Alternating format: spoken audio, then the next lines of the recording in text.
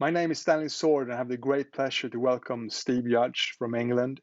You're a two-time world champion in para triathlon, and you had an accident in 2002, a car accident that put you in a wheelchair. But with effort, with the focus, and with the motivation, you transform your life once more into running again, and swimming, and bicycling.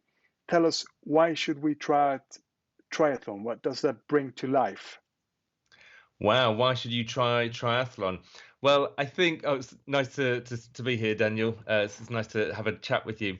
So triathlon, I'm obviously an advocate for triathlon, and I think everybody should try it because you should try everything in life. And you never know, it might be perfect for you. It might not be. I understand that everybody's different. Some people are academic, some people are very physical, but you don't know what you are and what you're good at and what you like until you try it. So give it a go. I obviously love triathlon. I like it because it mixes things up a bit. So I used to just be into running, which is okay, but with the triathlon, you've got the cross training. So a little, if you're just doing the same sport all the time, for me personally, it can get a little bit boring sometimes. So it's nice to be a little bit eclectic. But I think also my message is very much about not leaning on your excuses and finding out about what you can do rather than what you can't do. So when you're doing a sport like triathlon, you can always do something. So if you're swimming and you get a shoulder injury from too much swimming, then don't swim for a bit and you just do the running or the cycling. If you're doing the cycling and you get a leg injury, then maybe you should do more swimming. It's all about working out what you can do rather than what you can't do. And if you can't do any three of those, you can do some floor exercises, working on your core, building up your six pack. So I Mm. like it. I like the sport that it's very varied. I know it's very busy, as in trying to cram in swimming and cycling and running, but surely that's just a fun, that's a challenge. So yeah, I definitely recommend anybody. And if you're still not too sure about doing triathlon, just choose one of them, as in just do the swim or the bike or the run, and you can do a relay triathlon where you get you and two of your friends involved, and you just do one section each. It's a team event, and it's Yeah, all about just finishing. So you can do that, and I guarantee that if you do that, the next year you'll want to do the whole thing yourself. and you started out in the coal mines, in the coal pits, Yeah, uh, before you became an engineer. Tell us about you entering childhood. You were a scout, and yeah. beginning the rest of your life. How was it working? And it's a classical English theme. When you think about England, you think about coal pits. Okay, so yeah, my childhood, love my childhood. Who doesn't? Well, some people might not, but I was really lucky. I grew up in a really good family. I loved running. Running was my passion. Run for freedom, just for the love and the joy of it. But scouting was a big thing for me. As a Cub Scout, I loved it for the fun, for the challenge, for the adventure, but also for the life skills that you get and the adventure, the challenges you get along with that. So really love scouting. I love the badges. The badges down your arm. I used to love those badges. And I think I used to be that scout that used to take the badge book home. And I used to be looking through the scout book, looking to see which badge I wanted next. And then when I found that, I'd go and ask for help from my mum, my dad, the scout leader, of course. And they would help me to work towards that. I guess I didn't realize it then, but in a way, I was setting a foundation of setting goals and working towards them. So that's what I did. Now, as I grew up, yeah, I left school and I worked down the coal pits of Yorkshire. So that's very much at the coal face, making sure the machines worked. I felt that I could do more. And so because of that, I took myself to college and I studied for my BTEC and HNC, and I've got qualifications taking me up to become a mechanical engineer, a maintenance fitter. So I was still working down the coal pits, but it changed now. What I was getting was I was getting problems given to me as an engineer, and I had to find a solution. And I like that. I like the challenge. I had to be ingenious, Daniel, trying to find some solutions for these, like taking parts from a broken down machine to get my machine up and running. And when I did, that was really great success. But then I kind of got the hell out of there because it was dirty, it was dusty, it was dangerous. So I didn't like the conditions much, but I loved the job in itself. Having problems and finding solutions. Yeah, it was good. Mm. Mm. And a few years later, you started out traveling. different parts of the world. Yeah, well, as most people know, the coal pits of Yorkshire of England, they closed down, and I lost my job. I was made redundant, but I didn't see it as a bad thing. Nevertheless, it was, I was still quite young, so with that money, I bought a ticket to travel around the world, and I earned my keep as I traveled. I worked, so I went through America, Canada, Australia, Singapore, Malaysia, Thailand, and I was working in bars. I was picking fruits and veg, and just having a great time, getting a real experience of the wider world. Really, had some great memories there, some great opportunities, and then came back to England. I only went for 9 months, nearly a year. When I came back, it was a fresh start, and I was like, right, Mm. now what shall I do? And in 2002 in Sheffield, that all came to a stop. Yeah, absolutely, Daniel. So, I was working, I was driving, I was engaged, and I was driving on the outskirts of Sheffield. It was 2002. It was a rainy day in England, as you can imagine, and there's a lot of rain on the road, and my car skidded on the road. There was nobody else on the road, no other cars. I wasn't speeding, and I just lost control, and that's a horrible thing. My car twisted sideways. There's nothing I could do. The brakes weren't working. I could see a pole come towards me, and I just had to brace myself as I just knew that I was going to hit that pole, which I did. I crashed into it, and it bent the car in half. And in that crash, both of my legs were crushed. There's Mm. nothing I could do to get out. That everybody came to save me. The paramedic, the ambulance, the police, the fire brigade. It took them about over an hour to cut the car apart and drag me out of the car along with my legs and dash me to the nearest hospital, where they attempted to save my life and save my legs that Mm. day, because they were in a really bad way. And you ended up in a wheelchair. And in the beginning, you didn't have that light in the end of the tunnel that you would be able to walk again. No, I mean they operated on me and my legs were really bad. Let me try and explain. My left knee had just been ripped apart at the knee, so the four ligaments that hold your knee together, like the big rubber bands, they were just ripped out. My right leg had been partially amputated. It basically means it had been broken in three, and the middle bit of bone they just threw away. So they seized my legs together, my leg together, and they put a big metal cage around it, but it was 4 inches shorter than my left leg, and that's what I woke up to. And they said to me, with the condition that you're in, Mr. Judge, you may never walk again. And Mm. I just remember thinking, what do you mean I may never walk again? It made me really angry. I'll admit that somebody had the audacity to say that I may never walk again. I think it's very much a fight or flight thing. And I was there right at that point, a fighter. I was like, I don't, I'll tell you, I'll be honest with you, Daniel, I don't like people telling me what to do. I kind of rebel. So when somebody tells me that I may never walk again, I was like, I will show you. I will prove to you that I will walk again. What do I need to do? And the first thing I needed to do was survive. I just needed energy. I needed some food. I felt so weak. I was in so much pain. Then the list continued after that.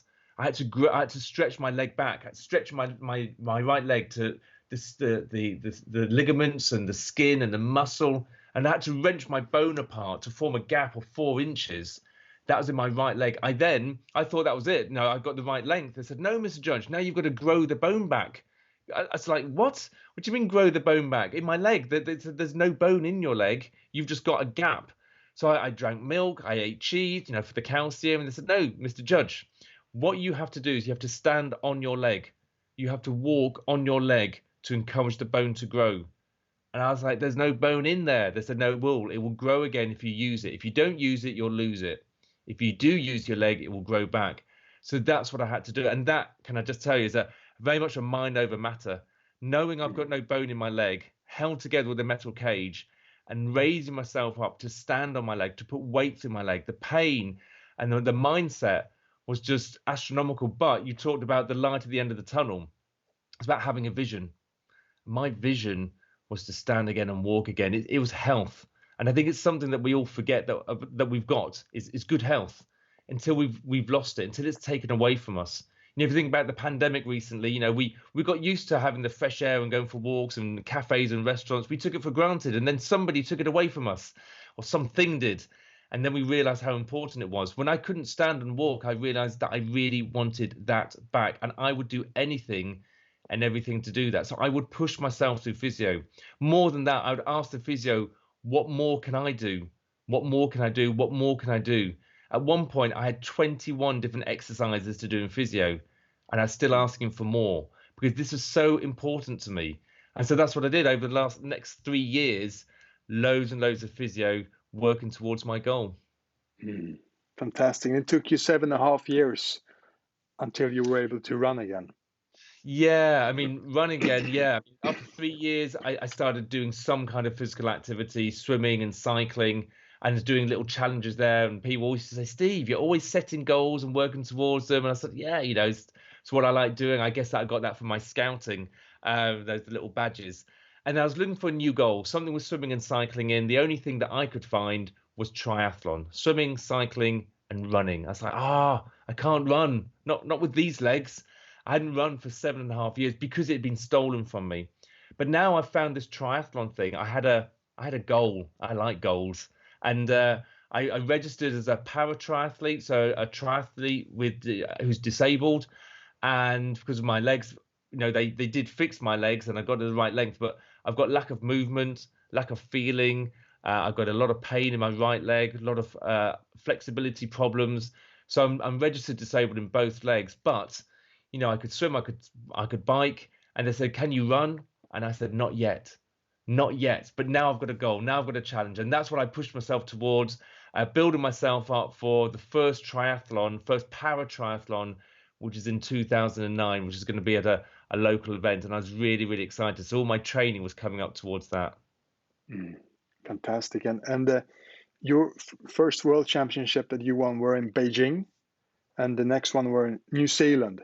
Tell us about those two beautiful moments in your life. Oh, wow. Yeah, because obviously I did the first triathlon locally, won, became British champion. From that, I set goals, worked towards them, all the training, become an elite athlete now, become a European champion. My first goal, my first major world championship goal was Beijing, China, 2011. Getting there and just seeing the para athletes from around the world. Now, these are guys that are not leaning on their excuses. They've got missing arms, missing legs, visually impaired or completely blind, doing a para triathlon. So I was really inspired to meet them, but I wanted to beat them as well. So, getting there, I checked them all out. We did the swim. I came out of the swim. This is Beijing, and I was winning my category. Did the bike, and I'm whizzing around that as fast as I can. I come off the bike, and I'm still winning. And then it's on to the run section, 5K, because I do the sprint distance. 5K, and I'm running as fast as I can. I'm looking behind me, I'm looking at the athletes, but I guess in a way, Daniel, I'm looking behind me at the things that I'm leaving behind as I'm running along. I'm heading towards my goal, but I'm looking behind, thinking about all the contempt that I'm leaving behind, the obstacles, the pain that I've had, the accident that held me back and dragged me down. And instead, I'm now looking ahead. I'm looking at all the things that are available for me, my goals that I'm setting, my opportunities, my love and my desire. And that's what I'm going for. I'm crossing that finish line. The accolade is amazing. But I think what rings true with me when I think back on it is the relief of crossing that line. All the dedication and the commitment that I put in training was just immense. And it gets quite emotional for me when I think about how hard it was to become a world champion. And when you cross that line and you've achieved it, you're just like, oh, I just want to rest now. So you've got the euphoria as well. Now that was the world champions in 2011. 2012, a bit more difficult. There was a new guy in the scene, an Italian. He'd beaten me in the European Championships by 4 minutes, which is massive. But I didn't lean on my excuses. I turned them into a challenge, and I got faster and stronger. I did a lot of injury prevention, looked after my wellness, looked after myself, my nutrition, my mindset, and that got me through to the final, where I competed there again from athletes from around the world, including the Italian who was there on the start line. I did the swim. He beat me in the swim because he swims like a fish. He was winning me on the bike. But I knew that was in all of my game plan. The run was where I could take him. The run was where I could take him and beat him. And I saw him up ahead, and I was catching up to him, and he was moving away from me, and I was trying to overtake him, and eventually I overtook him, and I didn't stop. And I just kept going and going and going and going, because this is what I really wanted. This was my goal. And I saw the finish line, and I was like running on empty. I had nothing left. And as I crossed the finish line to become world champion for the second time, again, emotion. I was in tears, and there weren't tears of joy. I'll be honest with you there. There were tears of emotion for all the hard things that I've been through, not only in my training life, but also in my personal life. There's been a lot of trauma in my work and in my marriage, and it all came to a head, that pinnacle of crossing the finish line. So yeah, both momentous events, but both a relief in various different ways. But glad that I got the gold medal. And that was on the other side of the world, on the far side of the world, New Zealand, another island. It's a long journey, both for you as a human and in kilometers. It's when you go out, challenging yourself, and you don't have too much prize money. You can't live of your sport. Is the passion the driving force that propels you towards new competitions and such? Absolutely, yeah. For me, it's very much about the opportunities. It's more than that, I think. I think it's about living life with no regrets, because you've got to grab those objects. When I talk about opportunities, they're around us, around for us all the time. You've got to see them, you've got to hear them, you've got to smell them, and you've got to do something about it and grab hold of them with both hands. And that's what I did. I grabbed that opportunity. And I did that because I didn't want to have any regrets. I didn't want to think, what if? What if I had gone to New Zealand? Would I have won? What if? And a lot of people do that. And I'm not saying it's easy. These things are very difficult. They're very challenging. But I can now look back and go, yeah, I've got absolutely no regrets. Even the events that I entered and maybe I didn't win. Even when I retired, it was a big decision. And people said, yeah, but you're doing really well. Why are you retiring? I said, I finished now. It's not my goal anymore. I've got other things in this life that I want to achieve. I want to help people. I want to inspire. I want to motivate them. I don't want to just be doing one thing all the time. And so I didn't go to the Paralympics in 2016. And I watched it on television. I saw my competitors there. And at no point whatsoever did I have any regrets thinking, oh, I wish I'd been there. Because I know how hard it is to become an Olympian, to become a world champion. It's hard dedication and commitment. And I was happy doing what I was doing in 2016, becoming a speaker, helping other people in different ways. So absolutely no regrets. So yeah, it's very much about living your life with no regrets. And only you can answer that question. At the end of the day, you've got to ask yourself, how's the day been? Any regrets? Have you done everything that you could have done? Your exercise, your diet? Did you have too many glasses of wine? Did you send that email, make that phone call? And sometimes you did, and sometimes you didn't. And if you did, give yourself a pat on the back. Celebration. It's all about the celebration. But if you didn't, ask yourself, well, why didn't you? Do you regret that? And sometimes you do, and sometimes you might say, oh no, I didn't do all the work that I was meant to do because I was spending time with my children. Okay. Any regrets? Absolutely not. No regrets at all. Because that's again that only you can answer that question. But yes, question I ask myself every single day, and live life with no regrets. And today you have two kids, 13 and 16 years old, and you live on the outskirts of Sheffield. And right. And you're in a new relationship. The mother of your kids, it crashed in some sense. What have you learned from other obstacles in your private life? How has it made you grown as a human being? Yeah, it has. I'd probably have to give this a bit of thought, but going from off the top of my mind, yes, I divorced 6 years ago now. Various reasons, but one main reason was I wasn't happy. She wasn't happy. I wasn't happy. The relationship wasn't happy. And for my children to be growing up in a household where there's unrest, where there's unease, where there's arguments, where there's no happiness, that's not right.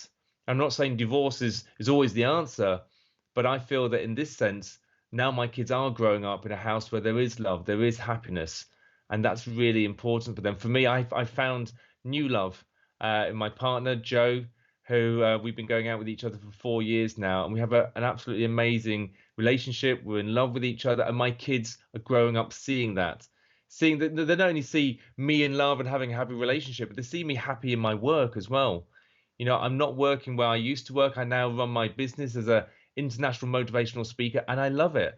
I mean, how many adults do you know that love their work? I think you hear a lot of stories about adults coming home from work saying, "Oh God, I hate work. I can't stand it. I'm glad I'm home. Oh, Monday morning nightmare." I'm not. I'm jumping out of bed going, "Great, it's work. What am I going to do this week? I'm going to do this. I'm going to motivate people, inspire. I'm going to stand on the stage." My kids are growing up with that, and I think that's a really positive mindset for them to have in the households, personal, business, fitness, everything. I'm not perfect, okay, and sometimes I have some low days, and I think it's important for them to see that as well. But authenticity and honesty is what's really important with yourself and with others. So sometimes you do have to make decisions, hard decisions, but it's for the greater good. And again, it And goes back to that no regrets. which is the greatest lesson you learned from your parents, and which is the best lesson you want to give to your kids? Oh, crikey, another deep question. I'm not too sure. The greatest lesson that I've learned from I mean, my father passed away in 1998 from cancer. Now, he never gave in and he didn't stop fighting for 7 years, but eventually it did beat him. So I think that's the lesson that I've learned from him is to never give up. Rest if you must, but never give up. My mum, she still supports me, obviously, and for her, it's about belief. Her belief within me. She believes in me. Whatever I say, I'm going to do. She says, "Yes, yes, you can do that, Steve. I believe you. I trust you." And I go, "Okay, that's good." So I think it's belief in yourself. Because you've got that belief in yourself, it's amazing what you can do. But you've got to make sure it's the thing that you really want. Kind of just get that clear. That vision, that thing, that goal that you really want, make sure that you really, really do want it. Because if it is, you will move mountains to make it work. And that's why it will work. If it's something that you maybe want to do, you might try, it's not going to work. Okay, you'll find excuses. Of course you will. Find something that you're passionate about and go for it. And there's so many tools that I can help. You know, if your listeners want me to help them with that, by all means, get in touch and I can help them. But yeah, find out what you want and belief. Mm, mm. And you started as a professional speaker in England, and you help people with goal setting, and you help them with resilience. Tell us first about goal setting. It's a beautiful art, and it's I usually, when I'm at dinners and such, I ask about people's goals for, for life, or for professional life, and a lot of people, they don't have any goals. Then it's Wow. quite hard to reach them. Uh, Tell us Okay. about how should we become greater goal setters, and what are the lessons you can give to the next generation in order to set goals for themselves. Okay. Without speaking for too long, because I'm really passionate about this. Goals is what made me succeed. When I was in hospital, I had a vision of standing and walking again. I drew a picture of me up a mountain. I needed to see it. So I needed a goal all the time, something to work towards. As an elite athlete, again, I drew another picture of what I really wanted, and I worked towards it. So goals are so important. I find it hard that some people don't have any goals. I guess they're just drifting. And if anything, Daniel, that really annoys me. It really frustrates me that people drift through life with no goals at all. And I just think, what is they're the kind of people that you say, you know, how's work? And they go, oh, you know, work's work, isn't it? Pays the bills. Or you say, how's your health? And they go, oh, yeah, my health could be better. Or how's your job? And they go, or more than that, your relationship. And they go, oh, you know, it's so so. These are all like okay, or it's just like placid.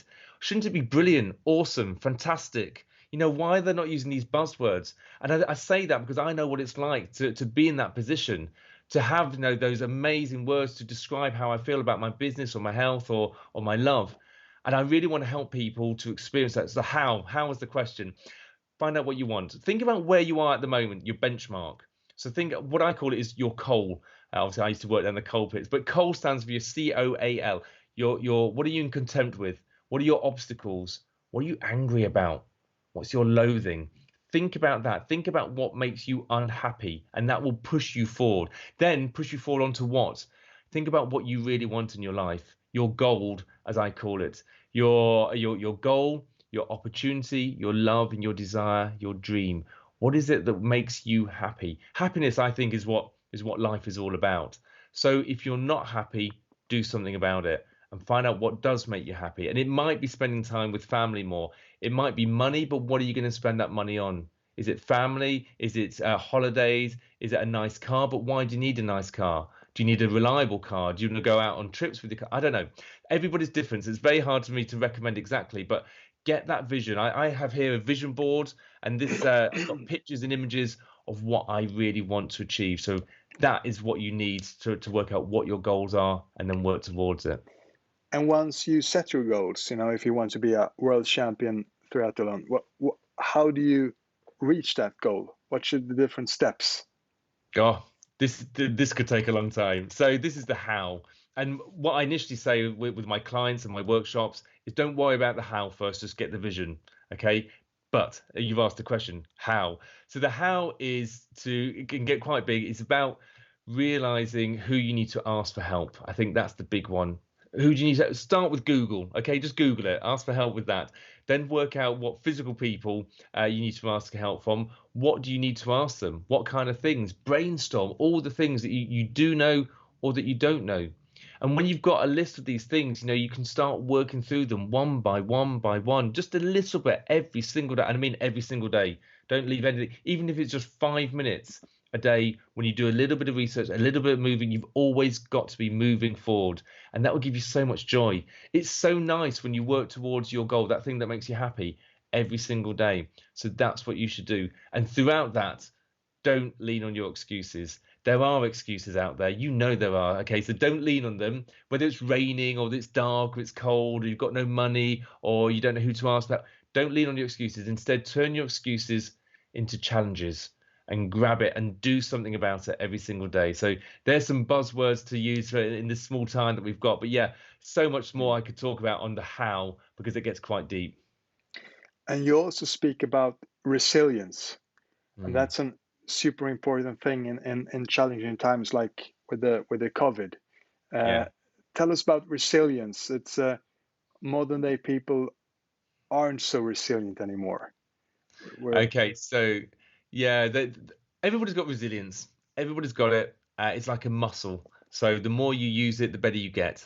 Now, in my workshop, in my keynote, I talk about the wave of resilience, and everybody has to go through this wave to achieve. I'm going to go through it very, very quickly. You start off with some kind of a trigger, like a shock, adversity, change, pandemic, lockdown, injury, etc. You'll go into denial, as in, no, I can't believe this is happening. But with the shock, you get the cortisol release there. The denial, the testosterone will kick in. That will bring you down to anger. You start coming down in a bad way. You'll be angry about it. It's about how you release that anger. You'll get into the sharing part. How are you going to share? Is it through poetry? Is it through talking to somebody? Is it reading? Is it drawing? I don't know, listening to music. But you need to share what you're going through. That will really do, release the hormones that are the stress relief there. So that's really important. The oxytocin that will bring you down to rock bottom. I'm afraid that's a really dark place that can lead to sulking or even depression. Now, how long you stay in that rock bottom, that dark place, is up to you, and how you've controlled yourself before. And then afterwards, that's the good stuff, Daniel. Okay, so now you've got the acceptance. That's where the resilience kicks in. Accepting the situation that you're in. I said it before we started this chat, that you can't control what happens to you, but you can control how you react to what happens to you. It's not about the fact, it's how you react. So acceptance of the situation, that's when you get the serotonin kicking in, and that makes you feel good. You can start seeing clearly now, see about your vision. You start taking action, and when you take action, you get a dopamine release, makes you feel good, like eating chocolate. Okay, but better than that, because you're now taking action, moving towards your final destination. Now, if you do this wave of resilience correctly, you'll end up at a higher plane to where you started. That kind of says that adversity, resilience, is good because it will get higher. So think about what you need, and sometimes that means you've got to push yourself out of your comfort zone. But to do all of that, mainly the acceptance, the action, there's 4 principles that you need to do. You need to have a vision. You need a good routine. You need to know why you've got that vision, and you need to have a growth mindset. Think about what you can do rather than what you can't do, and go for it. That is, in a nutshell, is all about resilience. But yeah, I'd love to talk to you more about it some other time. And there's a lot of people, when they meet challenges, they come into depression, they get a burnout, and they stay at the bottom. what differs, what different strategies or things is it there for people to take the right way to find that tunnel with the light in the end of it, and hopefully it's not the train like that is coming in the No. tunnel, but Hopefully, yeah, hopefully you're not in a train tunnel, but it's very much there's a couple of things that I can share here and now. One of it is the sharing that I talked about. What are you doing about the sharing? Maybe you need to go back to that and think about it. Write stuff down. Talk to someone. Talk to somebody that's just going to listen. That's all at the moment. Not advise, just listen. Tell me more. Tell me more. Tell me more. Drawing, music. Find some tunes that you can really relate to. There might be low and depressing songs, but it doesn't matter if you like to listen to them, that listen to the lyrics as something that you can relate to. But also what I found when I was in my darkest days, I was really low, I was in tears and I just couldn't be bothered to do anything. But then I suddenly looked at myself, I caught myself in the mirror and I was unshaven, I was unwashed, I hadn't done anything for days. And to be honest, I hated myself. I hated at who I'd become. I was disappointed with myself. And I just thought, I don't know where I want to be. I know I'm always banging on about having a vision and a goal and going for that. But at those times, it's not about thinking about where you want to be. It's just about where you don't want to be. I just did not want to be that person. And so the next day, I did something, just one thing to move myself. I had a shave. The day after that, I had a shower. The day after that, I moved on bit by bit by bit. So I always encourage people to be the person they want to be. But when they're struggling with that, just don't be the person that you've become, and that will help you to get through that dark place. fantastic. And today you're a scout leader as well. You help kids, 30 of them, Mm. and give the gifts that you received when you were a kid. Yeah. Uh, Tell us about how is it to work with kids, and what can you give to them, and what you get back from working in non-profit Okay. projects. Yeah. So as a volunteer, it does take my time up, but when I was going through my journey, I found out that my first three badges in scouting were swimming, cycling, and running. So the fact that I became a world champion in swimming, cycling, and running is just a massive coincidence. And I just thought I wanted to and I needed to give something back to scouting because it gave me so much. So yes, I am a scout, a Cub Scout leader. 30 Cubs we've got, and to be honest, I just do it for the fun. The fun, but within that, you've got the challenge, you've got the adventure. Yes, we do badge work and we give them life skills and opportunities, but so they've been at school all day. They just want to have fun running around. There's a bit of structure there, but we do exciting things. We have fires, we build dens, we go camping, we go on exploring walks. And I absolutely love it, and they love it as well. The fact that we've got so many kids joining us means that I'm obviously doing something right. But I've also got a team behind me, a team of volunteers that are willing to dedicate their time in doing it as well. And that's really important. I can't do this all on my own. I can't just go down there and have fun because, it's not a youth club. We want a little bit of structure. And so by getting the right team behind me, we've got a balance. And I think that's really important. But yes, because of that, I've achieved so much in my local group, but I'm now the president of the Derbyshire Scouts, which is the county that I live in. So I'm now the president of that, and that's given me an amazing accolade, an opportunity to reach further in the scouting community. So I can speak to other scouts around the county and talk about my journey and what I've learned, but also what they can achieve because they're the new generation. And I really want to spark a light there, give them the compass, as it were, for them to find out what they want so they can go forward on their journey, not get lost, and work out what they want and go for their gold. Definitely. I love it. It's great. Fantastic, Steve. Warm thank you for your generous advice, and the best of luck now in your beautiful journey towards the future. Thank you very much, Daniel. Really enjoyed this.